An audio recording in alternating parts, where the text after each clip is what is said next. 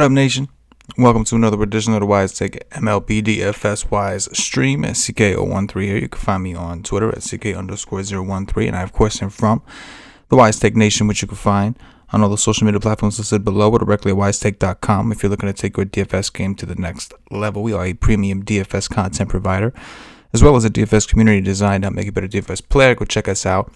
Day pass is available if you want to try us out. If you're new to this channel, welcome. Please subscribe, hit the notifications bell. Don't miss out on any of the free content we put out. Hit the like button on the video. Really helps us out. Goes a long way.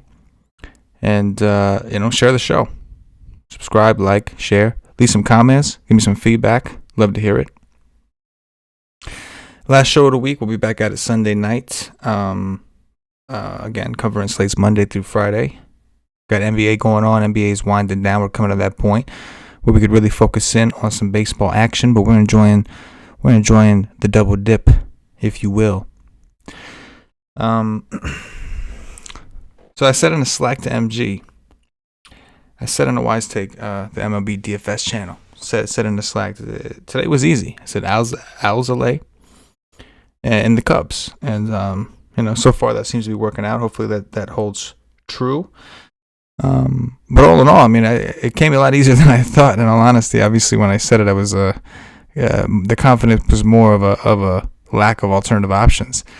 We did talk about the Rockies in the Core Plays article. I highlighted the Cubs are my favorite stack. We pointed out the Rockies as a potential leverage stack with Luke Weaver projected to be popular, and we even looked at some of the Rangers, right? To do some damage. Where I whiffed on, I did play a ton of Alzolay, which was great. Martin Perez, though, had a really good game, and I'm just not a Martin Perez guy. Can't stand the dude. Personally, I don't know him, obviously. Maybe he's a good guy. But, I'm just not a big fan of his, man. Just massive troll. We looked at the numbers from last year, from this year. Career. And there's nothing in there that's going to tell you want to play him. But you know he does what he does, and he's one of the biggest trolls out there. We did talk about there was ever the only reason you'd really be interested in pitching him was due to the fact that it was against the Rangers, and that ended up holding true. But all in all, pretty good day. Looks like it should be a positive day. It is only 10:34, so we are still sweating some games out, but it should be a positive day nonetheless. And hopefully you caught the article, my Core Plays article that I read over at WiseTake.com. All right, that being said, we've got a massive slate to get into, so we're gonna get right into it. We're not gonna waste no time. We got a lot of aces, man. We got Shane Bieber against the White Sox. We've got Garrett Cole at home against the Tigers. Yu Darvish against the Giants. And then we have a lot of these like mid-tier guys, right? Freddie Peralta, which we'll talk about. Marcus Stroman against Philly, who's having a really good year, at least in terms of real baseball. We've got Eovaldi going. We've got Gray, who's looked to be a little more improved this year. There's a lot on the board. We're going to start things off with the top pitchers on the day. Obviously, Shane Bieber is on that list. I think Shane Bieber is the best pitcher in the American League. But when comparing between Bieber and Cole, as of now, I do have a slight lean towards Cole, and that's simply because of the opponent. Bieber is playing a White Sox team that does strike out a lot, but also has a ton of power. A team that's seen Bieber quite a bit, right? Division rival type shit. Then you got Garrett Cole, who's playing the Tigers. Granted, both games are in bad parks. Both games are in the AL, so we have a DH. But I'm leaning towards Garrett Cole here, man. These are 2021 numbers, by the way. If we go backwards, you'll see Shane Bieber. This is from last year. Shane Bieber, 41% K rate. Garrett Cole, 32.6. This year, they're about the same, right? Smaller samples. But it's really about the opponent at this point. You can even see last year, 27% K rate for the Tigers. This year, 27.7. So they're on pace for that. So I give the lean towards Cole as of now. That is the night before. But I'm a big Bieber guy, man. I'm a big Bieber guy. So I'll be sure to get plenty of exposure. Wonder what some of the builds are going to look like to try to get both. That'd be tough. Yu Darvish, I think, is definitely in play. He's a ace caliber pitcher. I don't think he's quite the caliber of those other two. My issue more so is his matchup. The Giants are not exactly the slouches that they used to be, right? And if I'm coming up to this price range, I think I find the money to go up to Cole or Bieber. That being said, I do think you'll get Darvish at some really low ownership. As far as some mid-tier guys that stand out, Stroman, I don't feel great about Stroman. I'm gonna put this out there now. And even though he's got a 2.22 ERA, he does have a 250 BABIP, and he's a ground ball guy that does not strike a lot of people out. So I'm a little nervous here. D. Millie pointed out in the Slack the Mets got their second dose of their vaccine the other day. So I know D. Millie was on his ass. A lot of people I know have gotten a second shot, kind of been on their ass. So I'm curious to see how that works out for this Mets team. But all in all, even though I think the ERA kind of stands out, I'm a little nervous about the BABIP, about the low strikeout rate. Ground balls are something he's always done well. He's doing that well here. But it does look like, even though his xFIP and Sierra are good, it looks like his ERA is a little, he's been a little on the lucky side, I guess. And strikeouts are king, so that makes me nervous. I do think that Nathan Eovaldi is an interesting place to go. The Rangers, as you can see, looking at 2021 stats, 26% K rate on the season, 144 ISO, 288 WOBA. As long as that roof is closed, we have a good park for him out in Arlington. I think Eovaldi is definitely on that list in terms of mid-tier pitchers. Cheap on FanDuel, fairly cheap on DraftKings. We need it. And then I think Andrew Heaney is definitely in play. Heaney on the other side of the luck spectrum, 268 BABIP, so it's not like he's been super unlucky. But as you can see, his xFIP of 2.46, Sierra 2.75, significantly lower than his 4.35 ERA, and a 36.7% K rate so far. If we look at last season, 25% K rate, probably more realistic. xFIP somewhere around 4, so he's pitching a little bit better so far than he did last season. Obviously, the larger samples are really what you want to go with, so it doesn't necessarily matter for a whole ton.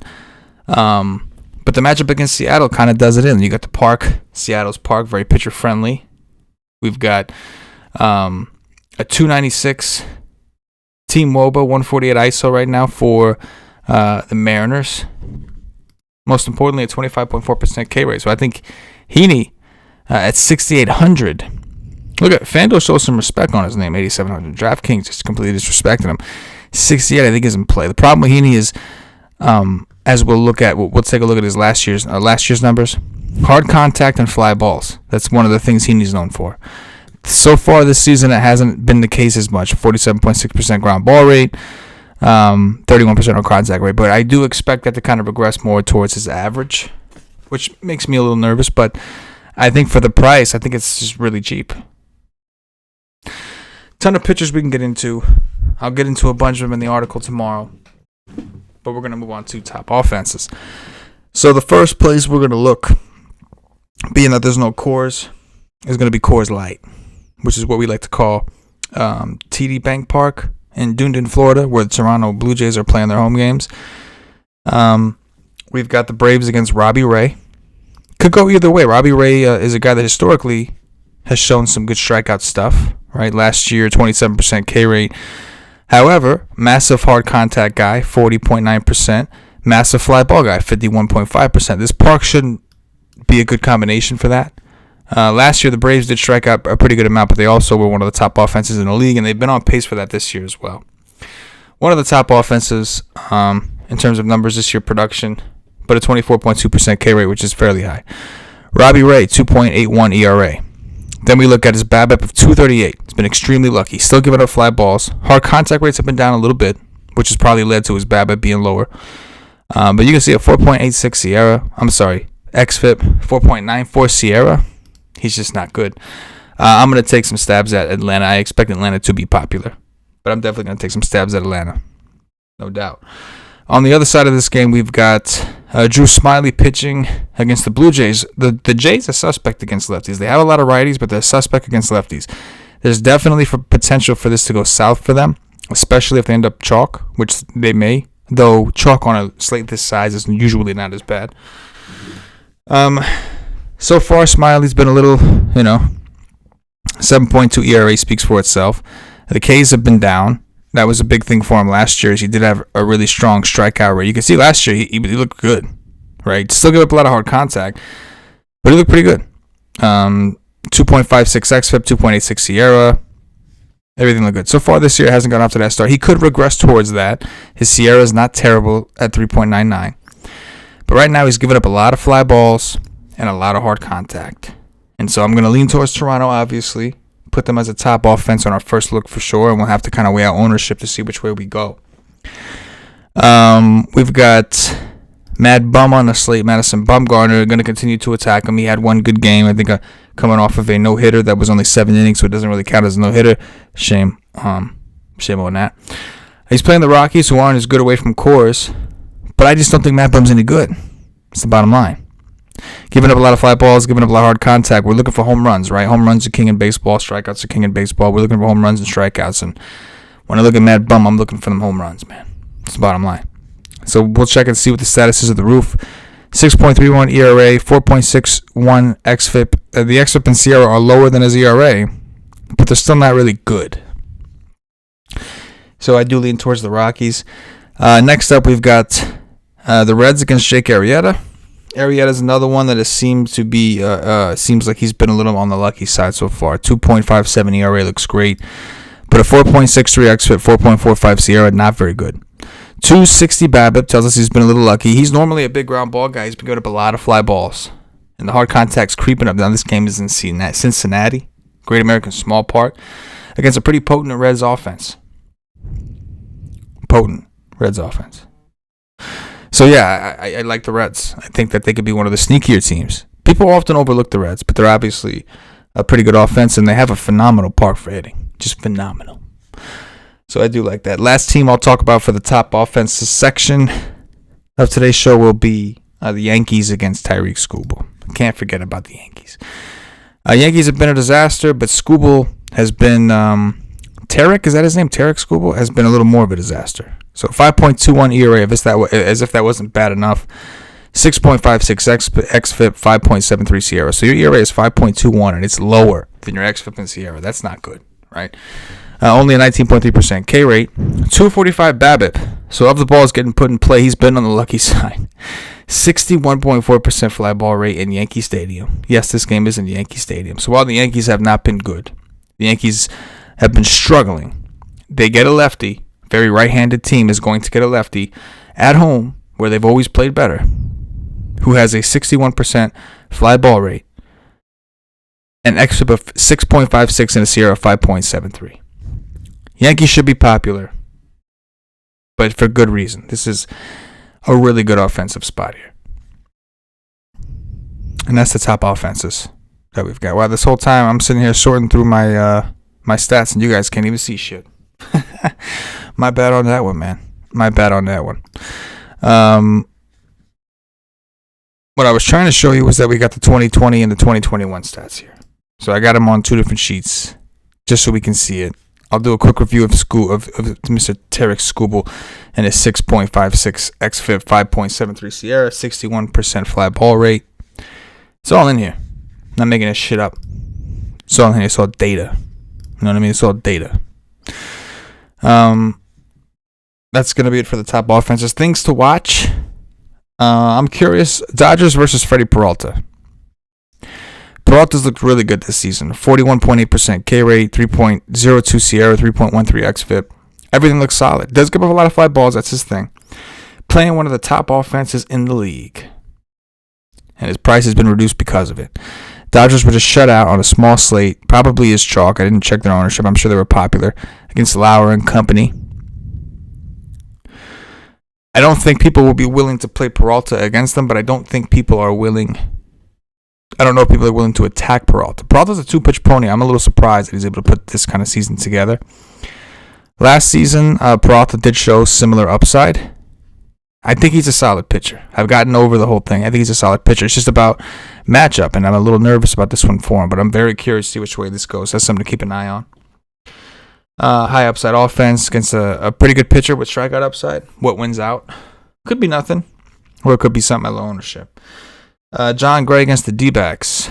John Gray looks a little better than he's looked. Now, I'm reluctant to really go too far because 2.54 ERA, but a 3.97 xFIP is not great. 4.34 Sierra, not great. Strikeout rate isn't great, but he plays in Coors. We got to give him some slack, right? His home park is Coors. 208 BABIP is extremely low.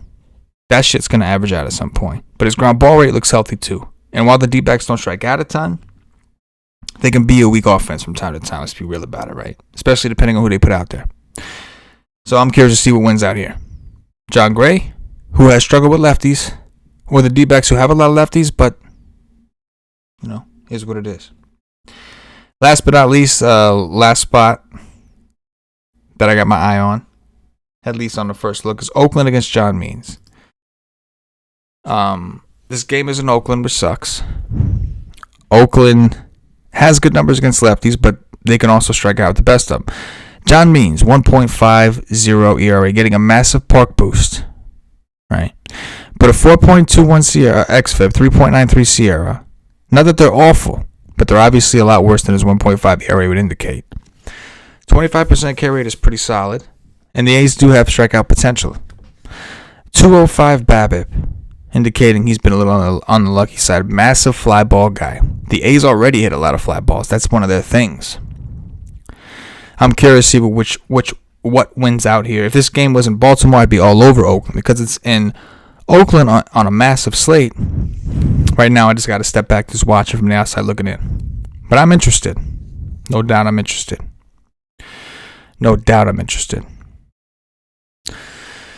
Dong watch time. Dong watch them out of here, guys. My bad on the screen. Didn't show you guys the stats. You can see them now. Fuck it. My bad. Fucked up. But anyway, Dong watch time. First up, Ronald Acuna. I'm going to switch back to this mode here. We're going Mr. Ronald Acuna. Acuna Matata. Let's get you here. How much is Ronald Acuna today? 5.6. Not bad. This game is in the Florida. Very good hitters park. He gets a lefty in Robbie Ray. I'm digging it. Number 2, we're going to go with Trevor Story against Bumgarner. We like the theme of attacking Bumgarner. Trevor Story historically has been a lefty masher. We're going to get us some of that. Last but not least, we're going to go to the Yankees because we want to pick on Mr. Tarek Skubal. Going the wrong way for the Yankees, bro. Going the wrong way. Here he is. Giancarlo Stanton with Aaron Judge day to day. Stanton's actually been on a little hot streak here. He's been doing well. Getting a lot of hits. He's playing a pitcher that doesn't strike people out, which is his big weakness. Giancarlo Stanton wrapping out the Dong Watch. That's going to do it for today's show. Last show of the week. I appreciate y'all hanging out with me, doing a dirty. Let's continue to do dirties and do what we do. Nation's getting hot. I can feel it. I can feel it in my bones. Come hang out with us in the Slack chat if you're a monthly member or higher at WiseTake.com. Again, that's it for the shows. We continue to provide content throughout the weekend at WiseTake.com, but that's it for the shows. We'll be back at a Sunday night, cover a Monday slate. For myself, the entire WiseTake Nation, as always, good luck.